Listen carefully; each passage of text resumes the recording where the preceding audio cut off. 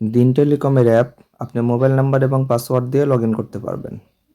যদি আপনি mobile number ভুলে গিয়ে থাকেন তাহলে ফরগেট পাসওয়ার্ডে ক্লিক করে আপনি নিজে রিকভার করতে পারবেন। তো নিচের দিকে ফরগেট পাসওয়ার্ড এখানে ক্লিক করার পরে আপনার মোবাইল নাম্বার, যে মোবাইল নাম্বার অ্যাকাউন্টটা খোলা আছে সেই মোবাইল নাম্বারটা এখানে দিবেন। এরপরে নেক্সটে ক্লিক করব। এই নাম্বারে একটা ওটিপি যাবে। ওটিপিটা আমরা মেসেজ চেক করব, ওই ফোনের ইনবক্স চেক করব, ওখানে একটা ওটিপি যাবে, ওটিপিটা এখানে বসাতে হবে। এই যে দেখেন দিন টেলিকমের পক্ষ থেকে একটা ওটিপি আসছে, 5 মিনিটের মধ্যে এটা ব্যবহার করতে হবে। এই ওটিপি কোডটা এখানে বসাবো।